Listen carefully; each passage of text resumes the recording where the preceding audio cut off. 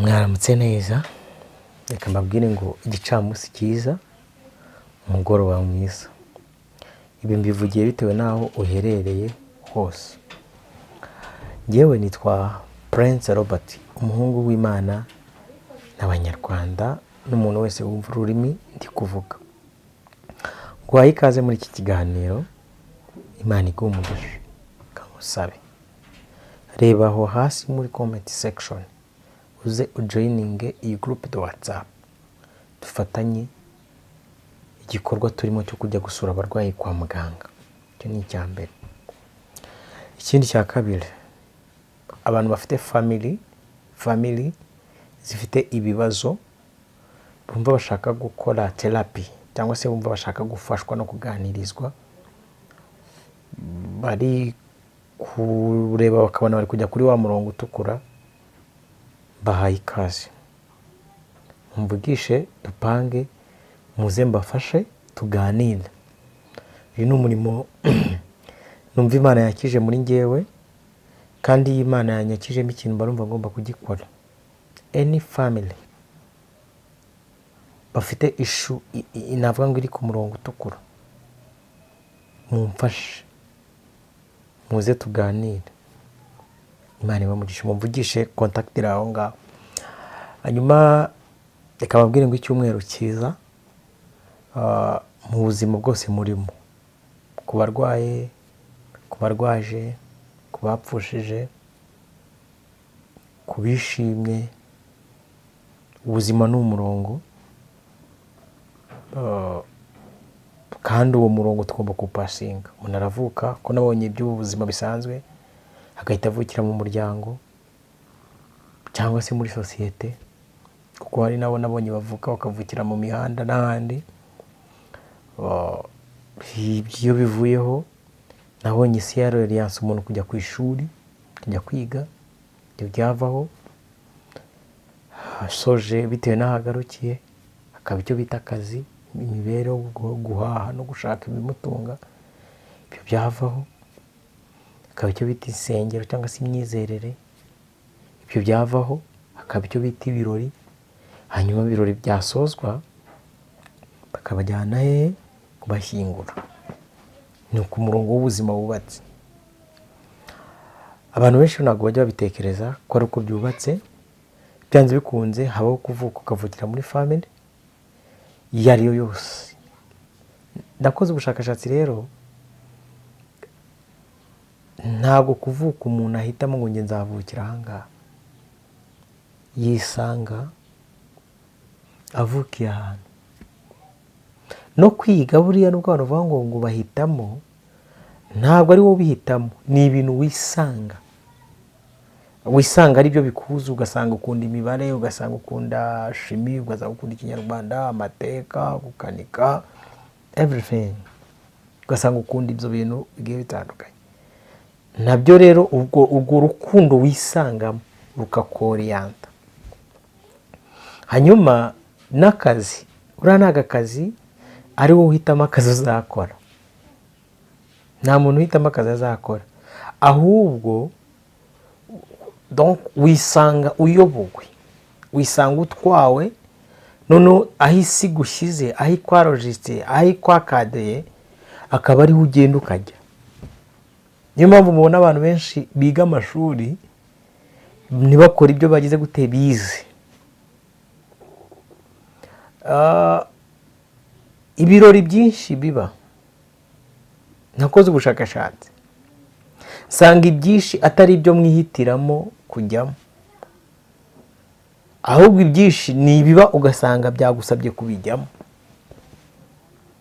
Umuhungu n'umukobwa bagapanga kwirongoranira, hanyuma bikagusaba kubujyamo utazi nuko nta mahitamo yawe ugira wowe wisanga wakoze ibyo ngibyo. The same imyizerere nayo naje gusanga abantu benshi bagira ngo ibintu babamo babihitamo. Ntabwo babihitamo, ahubwo barabiviva. Ndaza kubereka ikintu umuntu ahitamo cyonyine. Umuntu ahitamo kubona ubugingo buhoraho, agahitamo no kurimbuka. Nsubiremo, n'umunsi wo gupfa kwawe bagiye kugushyingura si wowe uwuhitamo, urawusanga ugasanga waguhisemo. Niyo mpamvu bamwe bapfuye mbere yacu twe tukaba tukiriho, ariko natwe hari aho tuzapfa mbere yabo bo bakiriho, nk'uko nawe hari abantu uzapfa mbere yabo. Be blessed. Impamvu mvuze numvishe inkozi iki kiganiro mbabaye, uti ufite umubabaro w'iki? Mbabajwe n'ibintu 5 ngiye kubabwira byafashe umwanzuro wo gutuma abantu barimbuka. Donc abantu bisanze muri ibyo bintu bibaorienta kurimbuka. Ikintu cya mbere ni ikintu bita ubutinganyi. Icya kabiri ni ikintu bita amadini. Icya gatatu ni ikintu bita amacenga ya politiki. Sinzi niba muri kunyumva neza. Icya kane ni ikintu bita imyidagaduro. Icya gatanu ni ikintu bita interinete muri rusange. Umuntu utarimbuwe n'ubutinganyi arimbuwe n'amadini. Utarimbuwe n'amadini arimbuwe n'amacenga ya politiki y'isi. Taza kunyumva ngo uvuge ngo seruba ngo ugiye muri politiki, nabize abantu batinya kuvuga ibintu bijyanye na politiki, ariko nayo irimbura benshi. Abazi gukora research no gusoma, nababwiye ngo mugende muzakora ubushakashatsi kuri file ya Epstein, nibwo muzamenya icyo bita amacenga n'amabanga anuka ya politiki y'isi. Imikino cyangwa se n'imyidagaduro na internet. Uyu munsi ndumva nshaka kuvuga, reka wenda urumva ni ibintu binini, reka mvuge ku idini ho gatoya, twarivuzeho cyane, nibi nzabivuga. Impamvu mbivuze ni iyihe?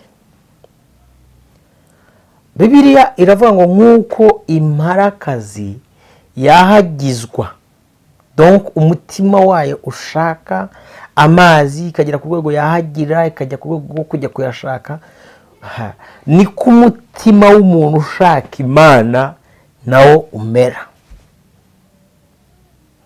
Kugira inyota n'inzara byo gushaka Imana biyitera gukora igikorwa cyayo cyo guhitamo. Kansubiremo, kugira inyota n'inzara byo gushaka Imana bitera Imana gukora igikorwa cyayo cyo kuguha uburyo bwo kuyihitamo.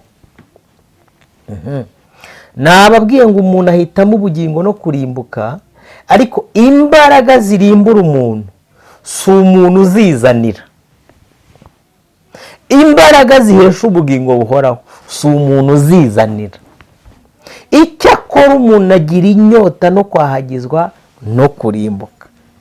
Ndabisobanura. Igihe cyose uzagira inyota n'umwuma wo gushaka icyitwa umuzi w'ibibi. Ahantu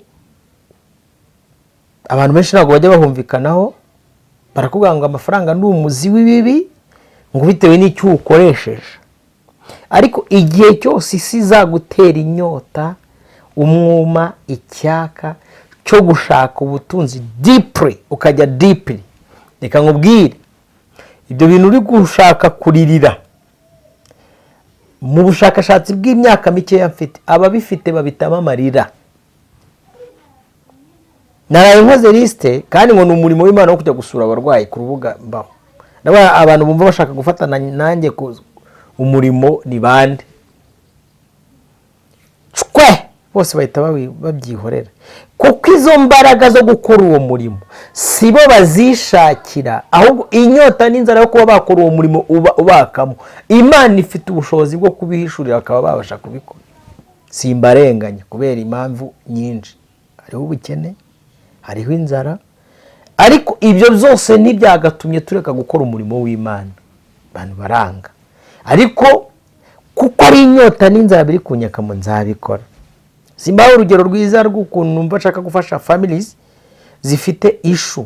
Umuntu wese ufite umuryango, umugabo n'umugore bafite ikibazo, donc babona kiri kubajyana mu mwora wo gukora bakora divorce, mutitaye ku bitekerezo usura mwana ko ndeba tumurusha imyaka experience afite. No, donc Imana yampaye ikintu, ibyo ni ibintu nziho, ikama orientation y'icyo kintu, ima n'ubwenge bwagutse kuruta uko.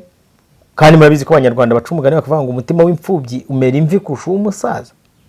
Ntabwo kuba umugabo cyangwa se kuba wagira abantu inama, ntabwo umugabo ari uwuzuye ipantaro kankoresha iryo jambo kugira ngo mubyumve neza. Donc umuntu ufite family abona iri kujya mu mworera wo gukora divorce, gutandukana, gushwana, whatever, bio unyandikire tuvugane, kandi umva umwuka w'Imana azamfasha nkabafasha. Imana ibaho umugisha. N'uwo murimo numva nahamagari, ubundi umurimo nkora nkumva ndishimye mu bwami bw'Imana. Ni family talk, ni gospel talk. Yego. Ambo, reka dusome ijambo ry'Imana hanyuma mbabwire impamvu mbabwiye iki kintu cy'uko inyota, umwuma, icyaka cyo gushaka Imana biyitera noneho ubwayo kuza.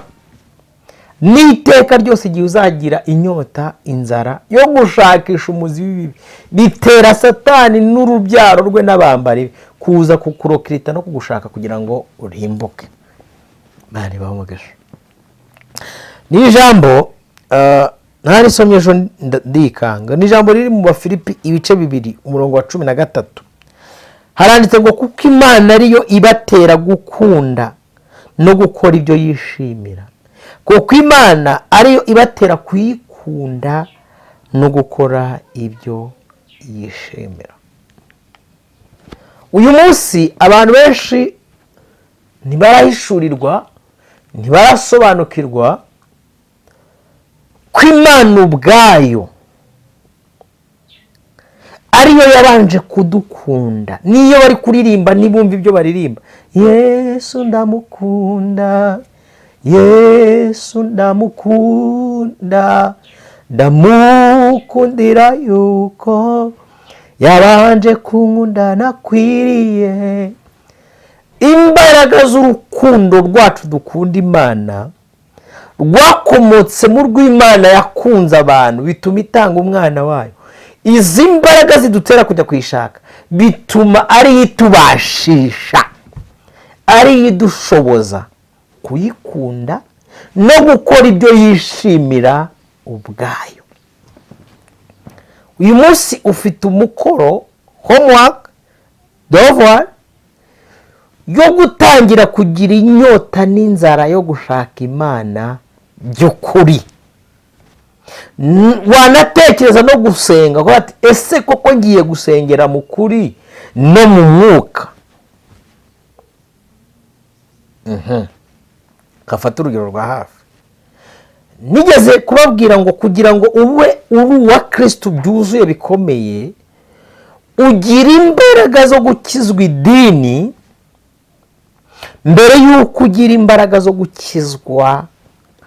Iyo mvuze gukizwa, abantu benshi ntabwo bazi icyo bakijijwe. Mbere y'uko utekereza gukizwa uvuga ati Imana ndumva nshaka gukizwa,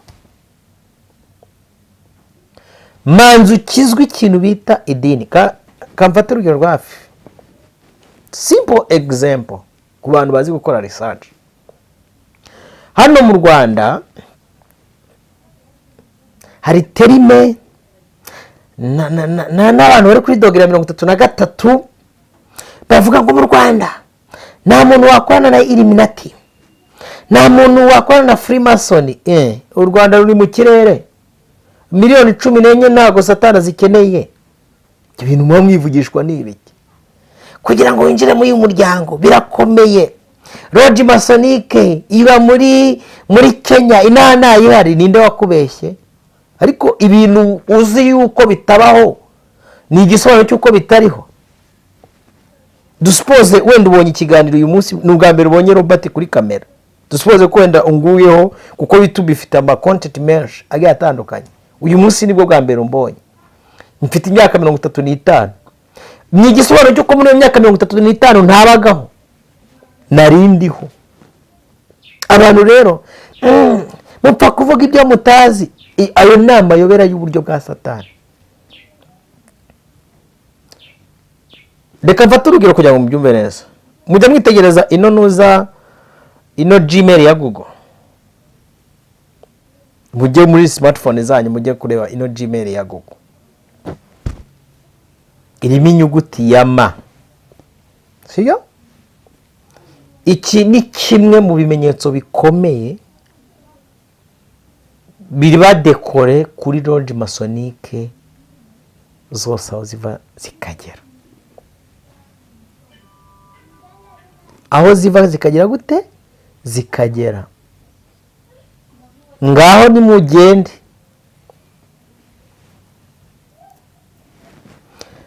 Mujye Nyarugenge, mujye Remera, mujye Gikondo, mujye ku Gisozi. Hari idini rimwe nshaka gutsindira. Murebe dekorasiyo yayo.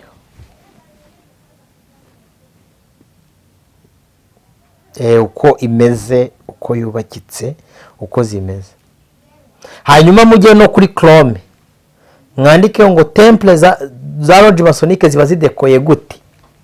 Umbwira itandukanirizo. Se mwari muzi ko insengero zimwe zo mu isi hagiye hatandukanye mu bihugu bigiye bitandukanye, hejuru ziba zifite background yo gusengerwamo, hasi ari kave yo gutambirwamo ibitambo by'abana bakiri amasugi n'abandi bameze gutyo, n'abafite ibibuno bitarabomorwa kankoresha iryo jambo nimwe mwarizanye. Niba uri umuntu wumva ufite inyota n'inzara byo gushaka umwami Yesu by'ukuri, byo kuva mu mayoberane y'ubugome bwose bw'umwanzi, kimwe mu bintu cya mbere ugomba kumanza gushaka uburyo ki wakizwaho. Njye nanga urugero rwiza nkababwira ngo nago ni ukuri pe, kandi niyo realite. Ntago waba muri iyi si ngo uceze abami babiri bikunde.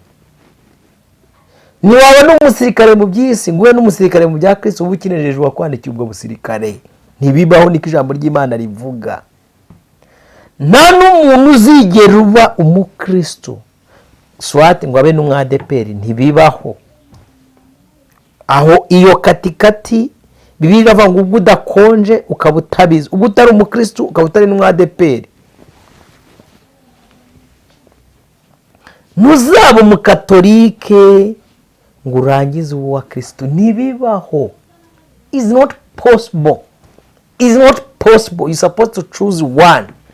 Ayo mahitamo rero yo guhitamo ni Imana igutera imbaraga noneho zo kuyikorera no kuyikunda no kuyibasha. Iyi Imana ibona uri guhitamo ADPR ukanahitamo Kristo, iravuga ati mbo kuko nta muntu watahira ubukwe bubiri bwabereye icyarimwe, uratagaranye rero ngewe mu mukumbi mugari. Do you understand? Ni icyo kintu kibaho. Ntabwo uzaba umudive hanyuma ngo nusoze ube n'uwa Kristo, ntibibaho. Niyo mpamvu Bibiliya ivuga ngo inzira ijya mu ijuru irafunganye, n'abayinyuramo bayinyuzamo imbaraga, bisaba kukokora amahage kugira ngo ube ukijijwe neza. Ni uko umanza gukizwa idini kabiri. Imana ishimwe. Ese ubundi iteka ryose mutekereza ko abantu twakijijwe iki? Abantu twakijijwe ibintu bigera muri 4 ngiye kuvuga.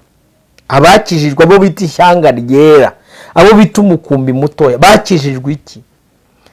Ikintu cya mbere bakijijwe mu mitima yabo bafitemo inzira z'igisiyoni, bakijijwe urupfu rw'iteka. Ibyiringiro byabo, kwizera kwabo badashidikanya ko iby'Umwami Imana yababwiye ari ukuri. Nabo bari abo kugirirwa umujinya nk'abandi bose, ariko kuko Imana ifite ubutunzi bw'imbabazi buyuzuye ku bayiringira no ku bayizera, abo bantu yabahinduye bazima, ibabumbatira mu biganza bya Kristo, nta wabapfunyuramo. Imana ishimwe. Nta muntu n'umwe wabapfupfumuramo. Bibiliya yihamya neza avuga ngo n'igihe amarembo y'ikuzimu azazikuka, abo ntazabashobora, kuko bubatse ku rutare. Haleluya. Aba rero ni abacunguriwe kubana n'umwana w'intama w'Imana, bavuye mu mashyanga menshi agiye atandukanye, bizera Kristo. Nk'uko Imana yatoranyije Isiraheli nk'ishyanga rimwe mu mashyanga menshi, ikavuga ngo mwebweho muri ubwoko bwanjye. Aba nabo bagize inyota n'inzara byo gushaka umwami Yesu. Arangije ababashisha, nk'uko Filipo abyanditse, avuga ngo niyibashisha guyikunda by'ukuri, kandi niyibashisha gukora ibyo yishimira. Aba bonyine, aba nabo bari bapfuye bazize ibyaha n'ibicumuro byabo nk'abandi bose, ariko Imana kuko itunze imbabazi nyinshi yabazuranye na Kristo. Ubu bicaye iburyo bw'Imana Data, nubwo bari mu isi ariko mu buryo bw'umwuka bicaranye n'Imana. Umwami Yesu akizamuka anesheje urupfu na Satani, yavuze ngo ba bandi wanumye hatavuyemo n'umwe keretse abo kurimbuka. Bicaye iburyo bw'Imana mu mwuka. Aba bakijijwe urupfu rw'iteka. Filipo atwandikiye neza ngo nibashisha, nishoboza, nituma, niyitera guyikunda ndetse no gukora ibyo gira gute yishimira. Twakijijwe Imana ubwayo. Yesu ashimwe. Dukizwa urupfu rw'iteka, tugakizwa Imana ubwayo. Nukuri abantu bazajya mu ijuru n'abantu bazakira Imana. Igitabo cy'Ibyahishuwe kivuga neza inzabyandwi Imana ishyiramo umujinya wayo.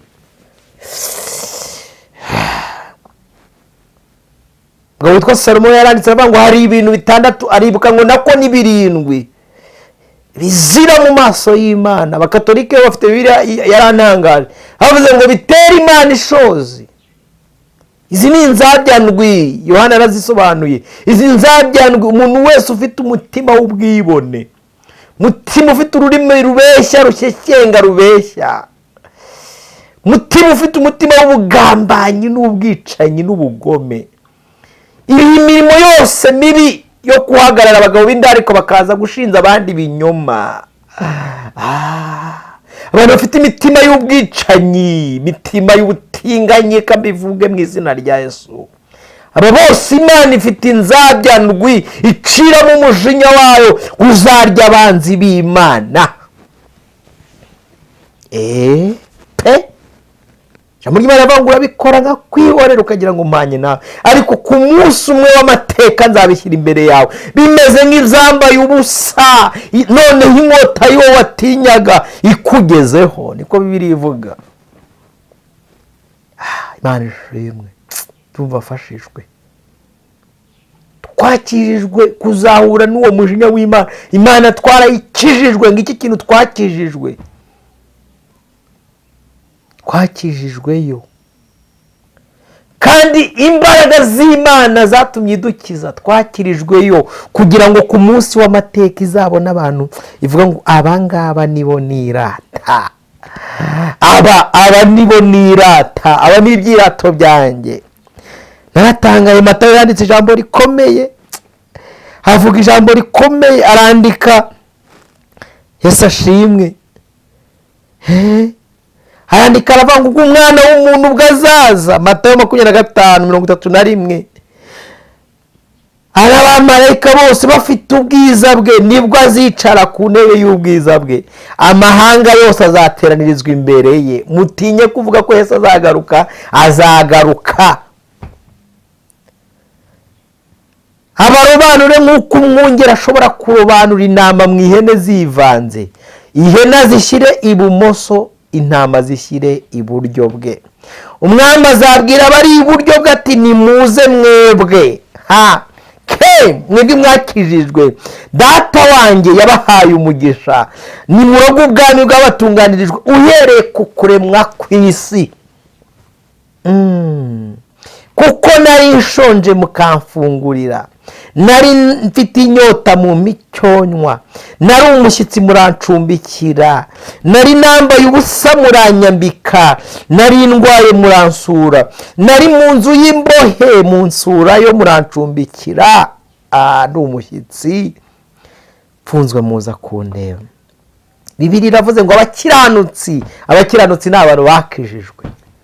Bazamubaza bati mwami twakubonye ryari ushonje turagufungurira, cyangwa ufite inyota tuguha icyo unywa, kandi twakubonye ryari uri umushyitsi? Azabasubiza ati ubwo mwabikoreraga umwe muri mwebwe ni njye mwabikoreye. Imana ishimwe, Imana ihimbazwe, Imana yo kwera ihabwa icyubahiro. Nitubashisha, nidushoboza, nituma dukora ibyo kwikunda no gukunda abandi, nidushoboza ibyo gukora ibyo yishimira. Imana ishimwe. Twakirijweyo ngo kugira ngo tube ibyirato byayo. Ikindi si twe twikijije. Bibiliya ivuga neza ukuntu Imana yakunze abantu, bituma itanga umwana wayo w'ikirenge kugira ngo umwizera wese atarimo. Dukizwa nayo. Ngiki cyo twakijijwe, ngiki cyo twakijijwe. Yesu ashimwe. Haleluya, haleluya. Ariko disi hari umunsi Imana izahagarara ku bwiza bwayo, yicare ku ntebe y'ubwiza bwayo, ivuga ati mwanze kucumbikira mucumbikira abafurimaso shangu n'abubatsi bigenga, mwanga ibuye ryatoranijwe ku Mana ryakomeje ifuruka, mwararyanze. Hari igihe bizasobanuka byose, abana b'Imana tugahagarara twemye. Nyamara intimba zacu nizo yishyizeho, imibabaro yacu yarayikoreye, ariko twebweho twatekereje yuko yakubiswe n'Imana Data, kandi yazize ibyaha byacu. Ariko twebweho twatekereje yuko yakubiswe n'Imana Data, kandi yazize ibyaha byacu. Abababaye bose, abaremerewe bose, abari mu ntambara n'abari kugeragezwa, muririmbe yuko Yesu ashobora kubakiza, yuko Yesu ashobora kubakiza. Yuko Yesu ashobora kubakiza, yuko Yesu ashoboye kubakiza. Mana ibaho umugisha, niyo itubashije, niyo idushoboza. Mugire inyota n'inzara byo gushaka umwami Yesu. Mugire wa mutima wari muri Kristo Yesu. Amahoro ibaho umugisha mwinshi. Numva shoje ikiganiro cyanjye, ariko ugira inyota n'inzara byo gushaka umwami Yesu. Akubera umuyobozi, akubera umugenga, akubera umutware, akubera umukiza. Muhabwe umugisha n'Imana. Reka mbabwire ngo ibiganiro byacu byo nakagaruka. Shalom shalom, nawe ubutaha. Ciao ciao.